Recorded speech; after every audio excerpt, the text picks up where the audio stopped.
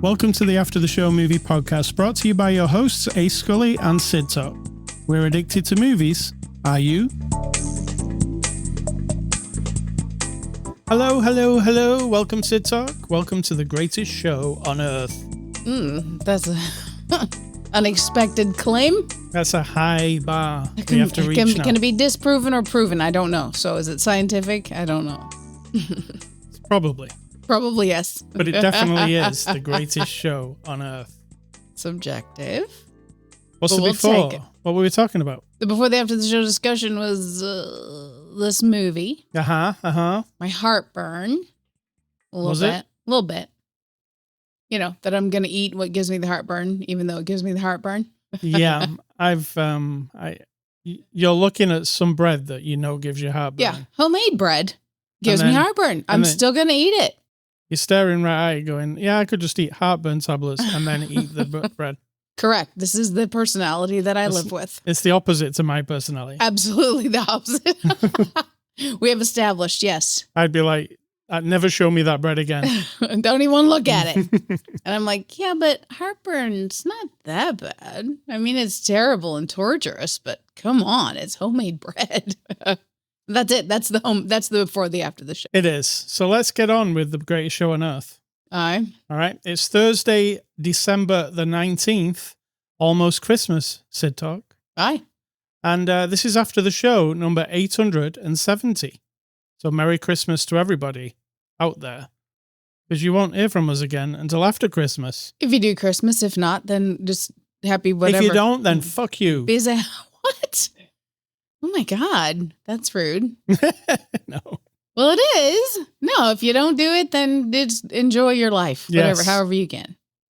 Yes, thank you. I think that yours was rude, so you should apologize. I'm sorry to everybody in the whole world. Very good. Thank you. Very good. If you were offended by my words, please report them to the ombudsman. All right, let's get on with this. It is Thursday, December the 19th, after the show 870. We're a weekly movie review podcast. Mm-hmm. I forgot what it was for a second. Podcast. And we review movies, clearly. The movie we're looking at this week is Anora. It's a 2024 release out now on streaming. Rated R. Its runtime is 2 hours and 19 minutes. And it's from our friends at Neon, who sent us a copy for review. Cidtalk, can you give us the synopsis of the movie, Anora?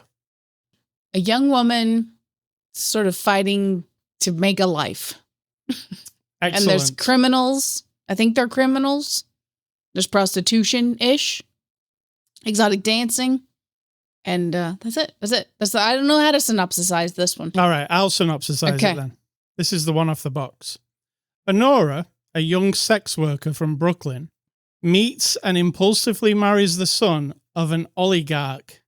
Once the news reaches Russia, her fairy tale is threatened as his parents set out for New York to get the marriage annulled.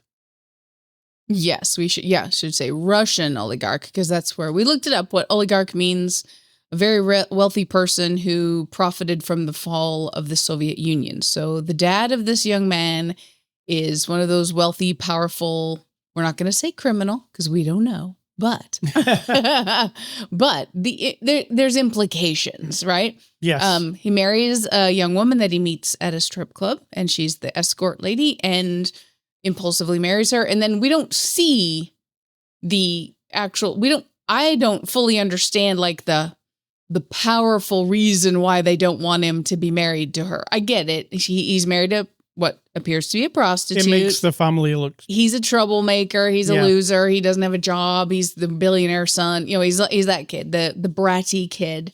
They say like in one little sentence that someone got a picture of them on the internet together, and then it's all over Russia, and it's ruined their reputation. It's bringing the family down. You don't see any of that. No. You just see the intensity that the dudes who work for the dad and the mom of the rich kid, how intense they are about getting this marriage annulled. And we also see the intensity of the young woman who he married, and she gives them a run for their money. So like the first, I would say 40 minutes is they fall in love. It's a love story.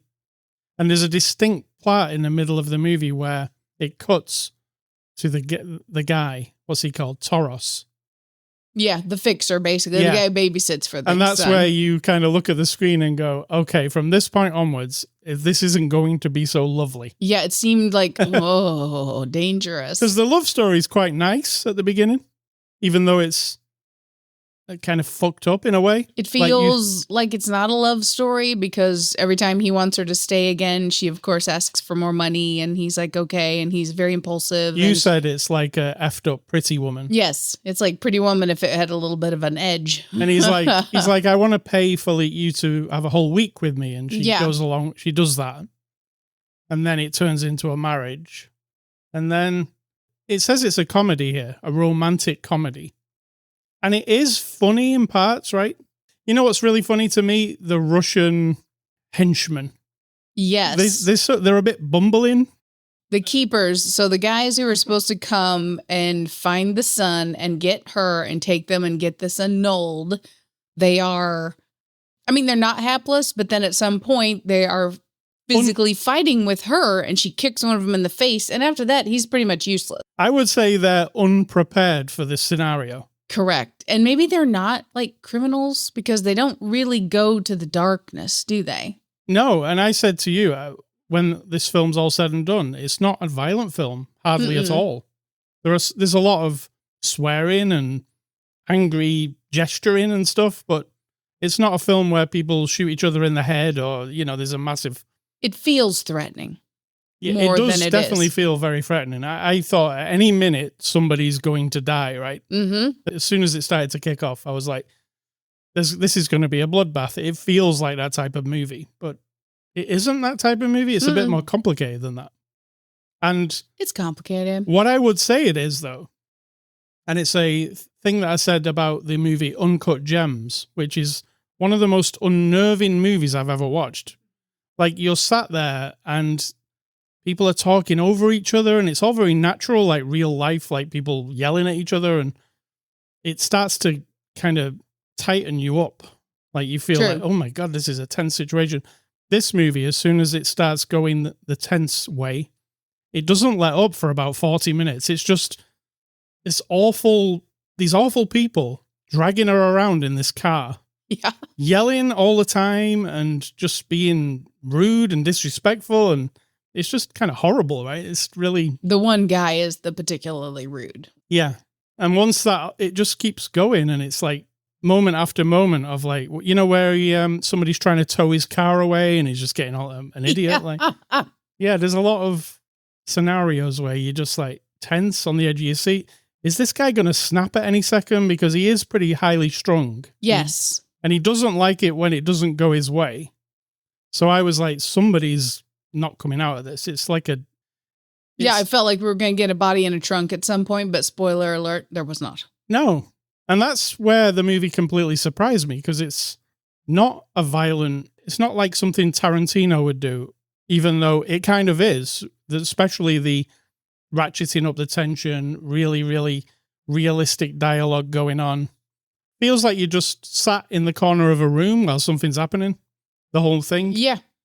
But it never goes to that, like, let's be hardcore and everybody pulls out a machine gun and all that kind of stuff. It doesn't even, nobody pulls out a knife. There's nothing, is there? So that's where it surprised me. One time we get a bat. Yeah, we do. That's it. You get more nudity than you do violence. Because and sex. Yeah, the whole beginning of the movie, like the first 40 minutes is a lot of sex, a lot of nudity. But it has to do that to establish the world that we're in. True. And the world is a world of strip clubs and a world of... I mean, it's just a realistic depiction of strip clubs, I'm assuming. Not that I've been in strip clubs. Have you been in strip clubs? A few. I've never been in one because... as far as I know, there was one in Britain, in Manchester, where I lived. You reckon just one in Manchester, England? You know what? I don't think it was really a big thing in England, strip clubs. It's like a very American, but it might be now. I don't know. But no, I've never been in one. But I'm assuming this is how they are. And it's like a strip club, and then there's like these private rooms, and, is that realistic? Yeah. Yeah. I mean, that's what it's all about, really. Yeah. And the director here, Sean Baker, he's an advocate for legalizing sex workers. So a lot of his movies, including Red Rocket, remember Red Rocket? The guy was like a porn star who'd come back home. That's one of his things. It's about like, we need to portray this realistically, not like shameful or stupid or violent. And I guess maybe that's why this movie didn't go the violent route, because he wanted to say, well, sex working is not bad. It's just working. Just happens to be sex, right? Absolutely. So, did you like this movie? I did. I didn't ask you. I did. I liked it very much. I did like this very much. And I honestly, 100%, this will be in my top 10 movies of the year. Yeah, me too. That's how good it was. It's something to be... Like, I've liked Sean Baker, all of his movies so far. Have you seen all of them? Yeah, you must have seen all of them, right? I don't know.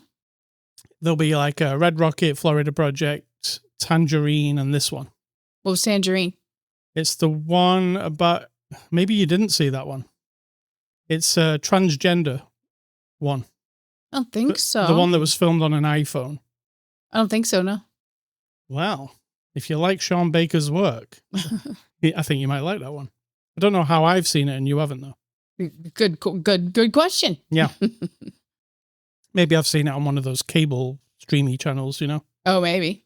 Or maybe when I saw the Florida Project, I saw out that because I wanted to see something else that he'd done, which his first film was Tangerine.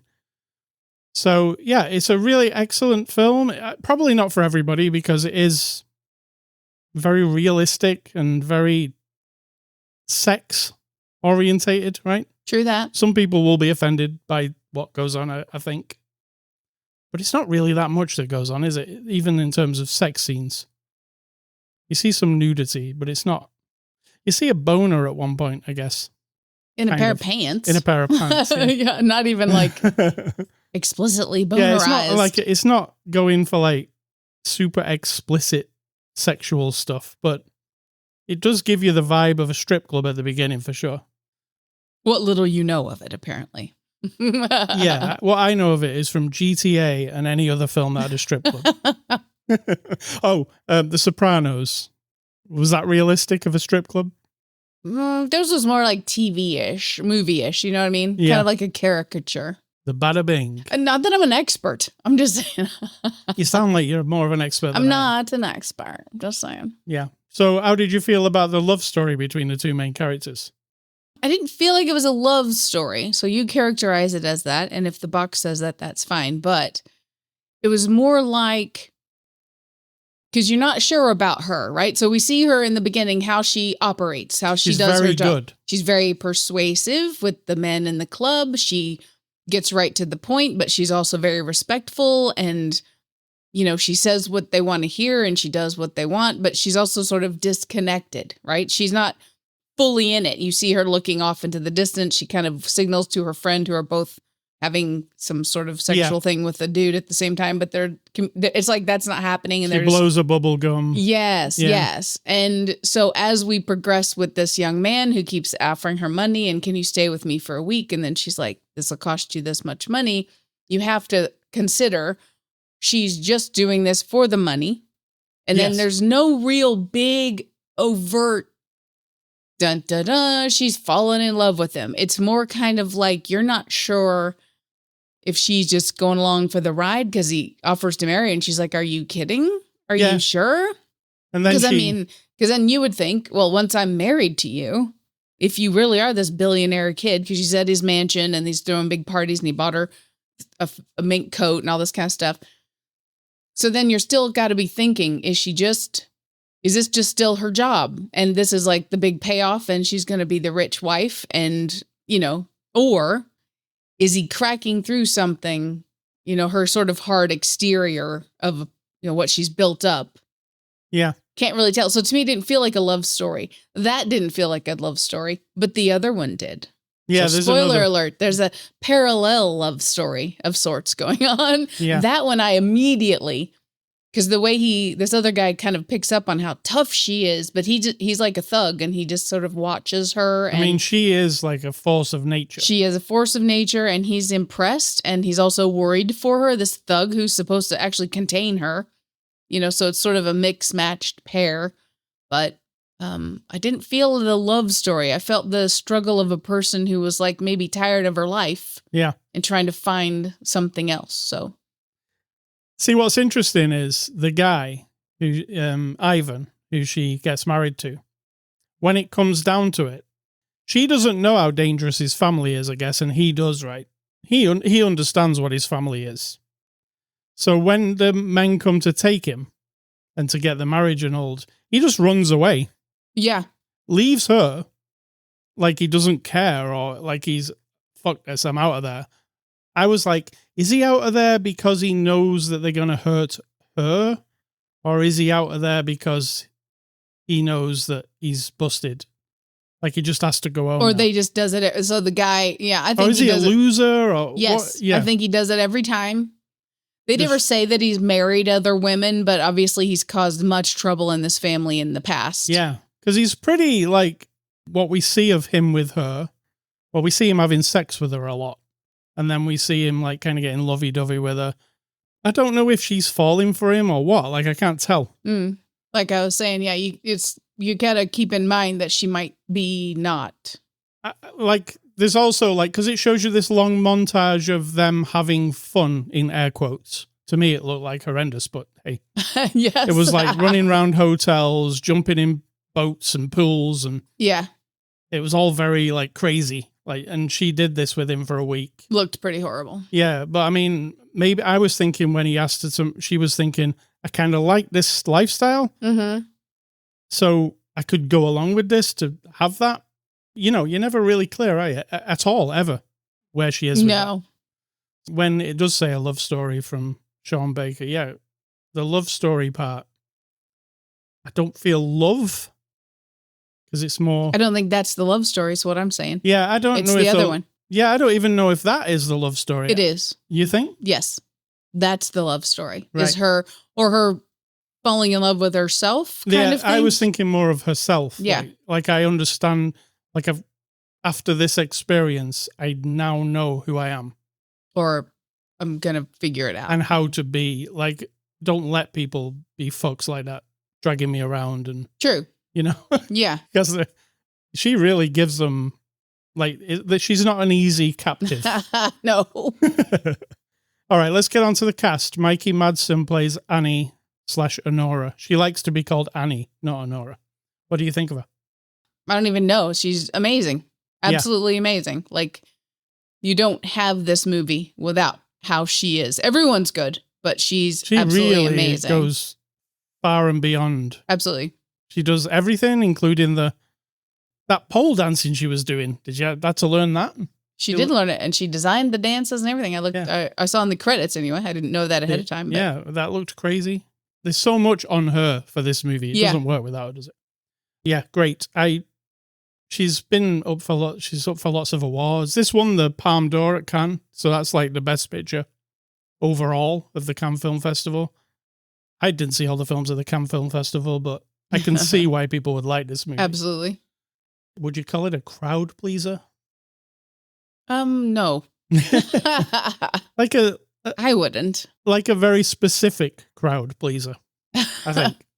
And we might be involved. We might be those people. I think that's the opposite of what a crowd pleaser is. Right. You know what I'm saying? Yes. We've got Mark Eldersholm as Ivan. What do you think of Ivan? He's the young dude. Yes. Also amazing. Every single person, I am convinced, like you said, you feel like you're just watching these people do the thing. Yeah, it just do their thing. It's the style of Sean Baker is, I'm not going to do anything flashy. My camera's over here watching them talk. You might watch them talk for 20 minutes. Yeah. Well, that's fine. And you're like, wow, this is like intense. I'm really into this. But I'm not doing flashy camera work, spinning around, none of that. It's just, I feel like I'm just a fly on the wall, as they call it. Yeah. And there's a lot of Russian dialogue in this movie, so there's a lot of subtitles. A lot of subtitles. You gotta cope with that. I don't mind subtitles. But no. People do. But it's appropriate for this movie because we're dealing with these Russian people. We've got Karen Karagulian as Taurus. Now, he's the guy in the camel coat. Mm-hmm. He's a real asshole. He comes to like save the day, basically. He's like the fixer. He's the fixer Mr. to Wolf. keep the sun in check, and he's failing. Yeah. Basically. He's got that at first, he's the very cool, like, this is exactly what I've come to do. A, B, and C. But then as it starts to unfold that it's not going to be that easy, he just starts becoming an unhinged knobhead. But he's really good at it. He's very good at it, yes. And apparently that guy who plays Toros, is in all of Sean Baker's movies. Just this was his biggest part. And we've got Anton Bitter as Tom. And Tom's the henchman who... Yeah, very good. Yeah, and he's not been in a movie before. And he's one to watch all the way through. Like, I keep looking at him, even when he's not saying anything. Yes. And you can tell what he's thinking. He's like, about her. Yeah, because he's supposed to keep her under control, and yet he like has respect for how wild she is. And how she's not frightened of these people. Yeah, like, oh God, she just said that, and she just did that, and like, oh shit, you know? Yeah, because he knows what they are, and so does the Ivan, which I guess she kind of knows who they are, because she Googles them, remember, at the beginning. So she knows what she's dealing with. She just doesn't really give a shit about how, important they think they are. Correct. Yeah. Directed by Sean Baker, Tangerine, Red Rocket, The Florida Project, and now Anora. What do you think, Sean Baker? Amazing. I mean, there is it's specific, like, I wouldn't watch it and go, oh, that's a Sean Baker movie, because I don't think I have enough information to go on. But there's a very specific raw, it's not quite as raw as Florida Project. And it's definitely not as raw as like American Honey or something like that. And that's not his movie, but you know what I'm saying? There's not that complete loss or lack of like, I don't know what I know what you're saying. Yeah, it's like in between there. It's on the verge of being completely raw, but it's very specific. And I can see how a lot of people wouldn't, I can't wait to hear the 1-star reviews. Yeah. I imagine there are going to be some, because I think some people will be like, nothing happens in this movie. Yeah. But everything happens in this movie if you're interested in people doing their thing. Yeah, definitely. What was that other movie about this? Lola. Do you remember that one? Yes. Yep. That reminded me of this, the style of it. Absolutely. So IMDB Reviews, talking of those, what are they? Those are reviews on imdb.com. Because they're 1-star, you like to make fun of them. I do. Especially when it's a movie I really enjoyed. Correct. So I won't be able to comprehend a 1-star person. So here we go. How many 1-stars do you think there'll be for this one? Let's see. I feel like a lot, because... Only 10. Oh, okay. So that means people like this movie. Oh, actually, 7.7 overall on IMDb. Okay. All right. First guy says, this movie's pointless, boring, and bad. Right. Of course. It's simply incomprehensible how this could have won the Cannes Film Festival. There's literally no story, no character development, no fun, no visuals, nothing. No visuals. No fun. Did you only listen to the audio? Yeah. The whole movie has like 3 funny moments. I get it that it's a modern, realistic Cinderella story, but it sucks. Is that what it is? I guess is that that's what we're saying? Is that what they've decided it is? That's what he's decided it is. I mean, I decided it was a modern Pretty Woman, so I guess I'm in league with this person, but I think it is. Second guy says, the Palme d'Or, really? It's embarrassingly bad on all levels. What it promotes is why should anybody care about this movie? I watched a Russian copy with Russian subtitles, and I would still insist on a refund because I couldn't understand it. He's watching the Russian subtitles, but he's not a Russian speaker, probably, is what he's saying. So he didn't understand half of it. He didn't say he wasn't a Russian speaker, but I still don't understand why that has relevance. I watched a Russian copy with Russian subs, so I could only follow half of it. That's what he's saying. Yeah, because a lot of it's in Russian and you have to read the English Were you subtitle. on holiday in Russia, or were you... So, to make a judgment about a movie when you don't even get to understand half of the dialogue, that's quite hilarious. And I actually think it might be... There's a lot of Russian in this movie. A lot? Yeah, a lot. Sometimes a whole scene is nobody speaking English. Yeah, and I love that in the subtitle, you have to actually work at it because there are people talking in the background and you get their subtitles while the person in the foreground is also talking to someone. So you have to keep up with which subtitle goes with which conversation. I actually really like that. So, don't bother me. And the final guy says, I just got back from watching Anora by Sean Baker, and the film left me utterly disgusted. Despite being young and I expected to enjoy it, I couldn't. The whole film is a lowbrow, cheap TV show. Its discomfort was palpable, and I felt like a pervert after the movie. Well, that sounds like a personal issue. Don't blame the movie for that, mate. So those are the 1-star people this week. Did you enjoy the 1-star people? Always.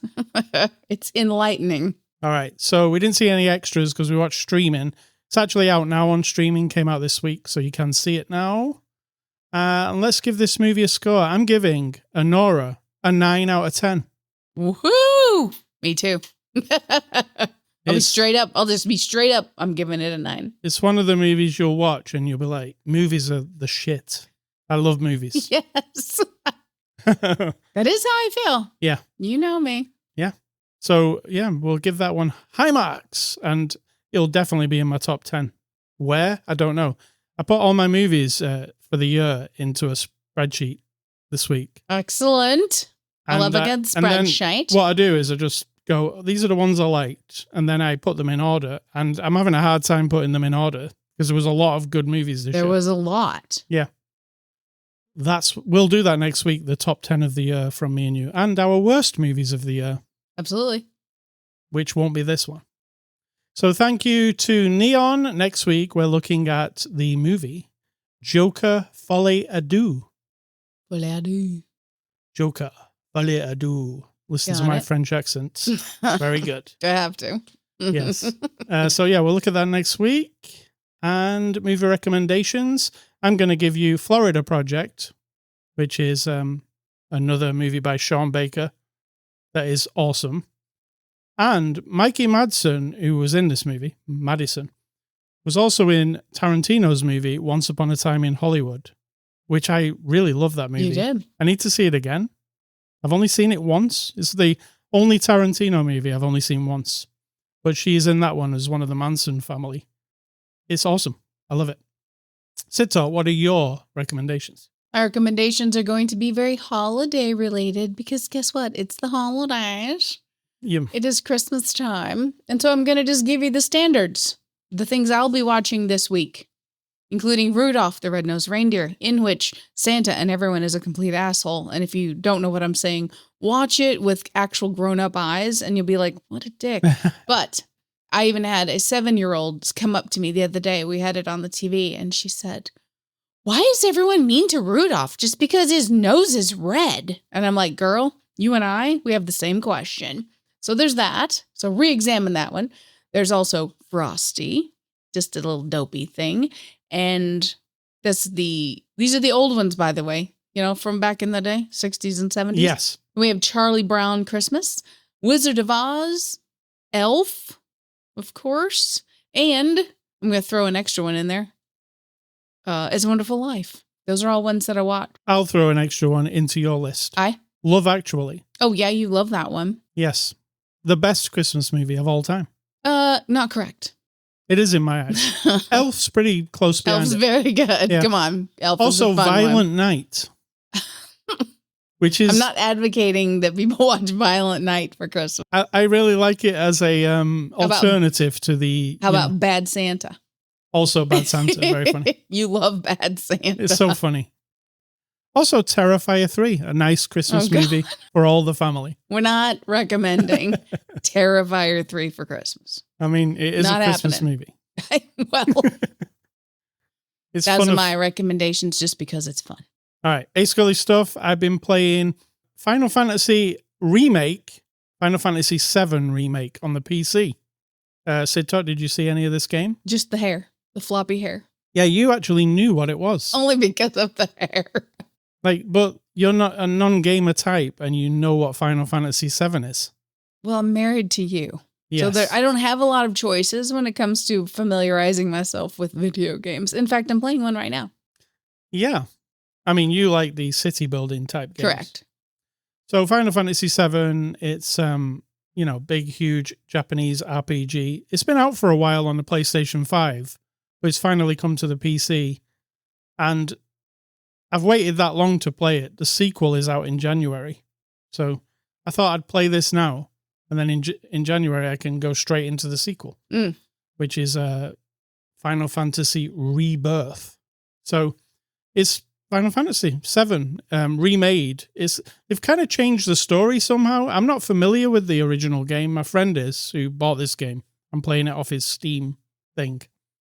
But he's really into Final Fantasy. I didn't really play it. I was not really an RPG fan coming through all these different console cycles. I was more into racing games and action games like Tomb Raider. But I'm really enjoying this one. It's some of the dialogue's a bit wonky for me. It's very anime dialogue, like people going, hey, and yelling at each other and stuff, Real kind of, it doesn't feel You're natural. not giving a great impression of this game? The game's really good. It's got good voice acting and stuff, but okay. The script is it's a thing. And if you're not really familiar with that thing, it just comes across as a bit hokey, It's not like listening to The Last of Us, for instance, where you might as well be watching a movie when they're speaking in The Last of Us, right? Absolutely. This is more, I don't know, it's like watching an animation. Like we're going to defeat the master It's now. like that, yeah. Yeah, Yes. exactly like that. And I can't get past it sometimes. It's like, why are we doing the lines like this? Is that how it must be how they want it to sound. Sure. They're not trying to be natural. They're not trying to impress you. No. So Final Fantasy Remake PC, it's out now on PC. It's also on PlayStation 5. Cidtalk, what's for dinner? You tell me, you're making it. Oh, it's a meal box. It's quesadilla. Excellent. Yum. Quesadilla. Quesadilla, my friend. What did I make yesterday? Oh, God. Yesterday was amazing. It was epic mac and cheese. Yes. We're vegetarian. That's why we're telling you what we eat, because we are not suffering of in any way, shape, or form. We're not vegan. It's not a political statement. It's not about the animals. We just stopped eating meat 15 years ago. It's been 2009. Right. How long that was. I can do the math real quick. And yeah, we eat all kinds of epic things. And that last night was freaking delicious. It was macaroni and cheese nacho flavor with crumbled up tortillas on top, and then you broiled it. Oh my God, it was amazing. Delicious. It was delicious. All right. So Cidtalk, what is your advice? And then we'll get out of it. It's not really advice, and we've already mentioned it, but we see what we can glean from this situation with me. So I know that I get heartburn now. I'm 57 years old. And there are certain foods, particularly tomato products, but also, strangely, homemade bread. So when you present me with a loaf of homemade bread, which a friend did this past week, I'm going to eat it all. It's just the way it is. I am not a person of moderation. You are. I am not. So I ate like 3 pieces of it yesterday, end up with this sour, burny heartburn. I know what caused it. And guess what I just ate? 2 more pieces of homemade bread. It's the yeast, right? I don't even know. It's the combination. Because I can eat other regular breads and not get the heartburn. Yeah, that's right. Right. So I don't know what it is, but the lesson we need to learn from here is, why don't I care? Why do I not shy away from it? Yeah. Right. It hurts me, causes me. I hate heartburn. It is despicable. It's horrible. I hate it. And yet when I know I'm going to get it, the thing I'm about to eat or drink, I make a decision, and usually I go ahead and eat it or drink it. And then I just deal with the consequences. You do. You don't. So you don't do that so much. So, what's that personality trait? I am not afraid of the pain when I know that the reward for me is enough. Is that some psychological thing that's broken in my head? Or am I superior to the rest of humanity because of this? One of the two. One of those things. But all I know is, if you give me homemade bread, honey, I'm eating it. And then I'm going to be taking my over-the-counter Prilosec or whatever it's called. All right. Thank you, Cidtalk. And happy this still holidays and all the things. And if you have to work all week and you don't give a shit about anything that has to do with holidays, then just, eat whatever gives you heartburn and enjoy. Correct. And drink like a lot. Drink your libations or nothing. Just completely ignore the whole world or the whatever at this time of year and just live your life. Live your life and enjoy. All right. Thanks, Cidtalk. Ascully.com, the most wonderful website in the world where you can go to get this podcast. Twitter, Facebook, Instagram, those are the social medias that we're on. Social medias, Cidtalk. Social medias. I'm Ascully. She's Cidtalk. You can also go to Spotify, iTunes, Amazon Music, and YouTube, and you'll find this podcast. Email feedback to me, ascully@ascully.com. Don't email Cidtalk. She doesn't want your email. And stay classy and happy holidays. And Anora was fantastic. And I'm going to say think for yourself, because if you're not doing it, someone's doing it for you.